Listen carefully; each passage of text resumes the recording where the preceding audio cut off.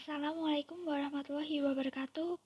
Perkenalkan, saya Intan Febrianti, mahasiswi D4 Administrasi Perkantoran Universitas Negeri Yogyakarta dengan NIM 21811334045. Pada kesempatan kali ini, saya akan membahas mengenai fungsi-fungsi kepemimpinan untuk memenuhi tugas mata kuliah kepemimpinan yang diampu oleh Bapak Hanafi. Oke, langsung saja masuk pada pembahasan. Apa itu kepemimpinan? Kepemimpinan adalah interaksi yang terjadi di antara pemimpin dan pengikutnya untuk mengubah dan memberdayakan perilaku pengikut sehingga mereka mampu memimpin dirinya sendiri agar dapat mencapai tujuan organisasi dan tujuan pribadi. Fungsi kepemimpinan. Fungsi kepemimpinan merupakan usaha yang dilakukan oleh pemimpin dalam mengarahkan pengikutnya agar memiliki semangat dan bekerja sesuai arahan yang ada. Terdapat 4 fungsi kepemimpinan yang akan saya jelaskan. Untuk yang pertama yaitu fungsi memberdayakan pengikut. Memberdayakan pengikut adalah pemimpin yang memberi kesempatan dan dorongan kepada pengikutnya untuk mengembangkan bakat, keterampilan, sumber daya, dan pengalaman mereka untuk menyelesaikan pekerjaan secara tepat waktu. Pengikut memiliki peran aktif dan upaya pencapaian tujuan organisasi, serta pemberian saran dan masukan untuk pengikutnya. Fungsi kepemimpinan yang kedua yaitu mewakili sistem sosial. Mewakili sistem sosial, suatu organisasi pasti memiliki tujuan, identitas, dan keanggotaan yang jelas, sehingga memiliki seseorang pemimpin yang menjadi tokoh utama penggerak organisasi. Disinilah pemimpin memiliki pengaruh dan wewenang sistem sosial atau organisasi yang dipimpinnya. Contoh pemimpin sebagai wakil sistem sosial. 1. Peran interpersonal adalah peran yang mewakili sistem sosialnya ke dalam dan keluar organisasi. 2. Peran informasional adalah peran sebagai pengumpul dan menyebar informasi dan sebagai juru bicara organisasi. Yang terakhir adalah peran pengambil keputusan, adalah peran sebagai wirausaha menyelesaikan gangguan, pengalokasian sumber-sumber, dan negosiator. Fungsi kepemimpinan yang ketiga adalah fungsi manajer konflik. Peran pimpinan dalam manajer konflik adalah harus dapat menyelesaikan konflik yang sifatnya merugikan untuk menciptakan suatu organisasi yang sehat dan tertib dengan cara menggunakan metode pendekatan penyelesaian yang tepat untuk menangani konflik sehingga setiap konflik itu dapat diselesaikan dengan baik dan tidak ada yang merasa dirugikan. Jenis konflik pada pemimpin. Yang pertama ada konflik dalam diri individu.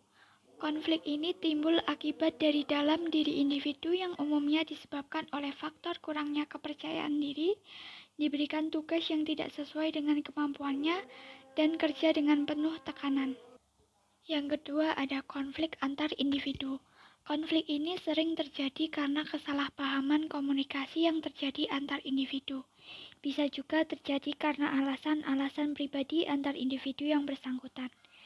Yang terakhir ada konflik antar kelompok.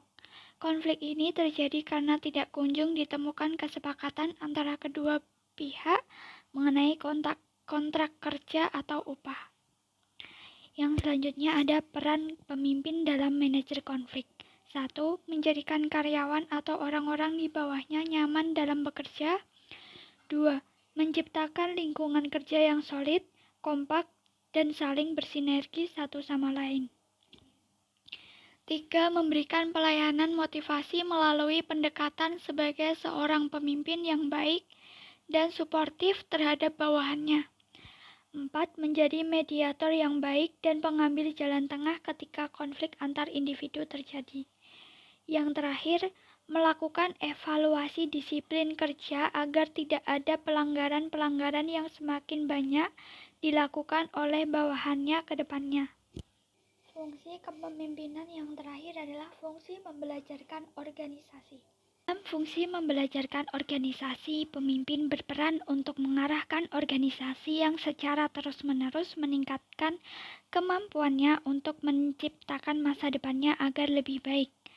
Pendapat ini dibedakan menjadi 5 disiplin ilmu, yaitu penguasaan pribadi, model mental, visi bersama, pembelajaran tim, dan pemikiran sistem.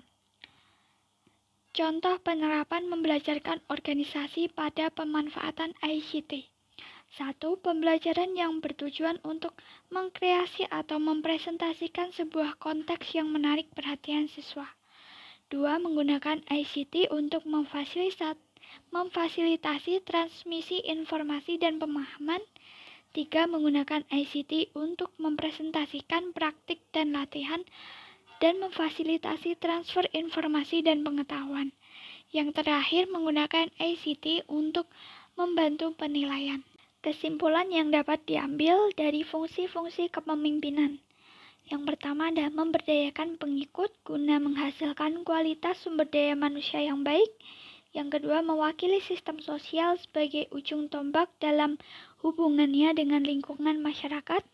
3. Pemimpin sebagai manajer konflik dalam organisasi, sehingga sebanyak apapun konflik yang ada dalam organisasi tetap bisa ditangani dengan baik. Dan yang terakhir, pemimpin sebagai seorang yang dapat membelajarkan organisasi untuk bisa beradaptasi dengan perubahan yang terjadi seiring berkembangnya organisasi. Oke, sekian yang dapat saya sampaikan, kurang lebihnya mohon maaf. Wassalamualaikum warahmatullahi wabarakatuh.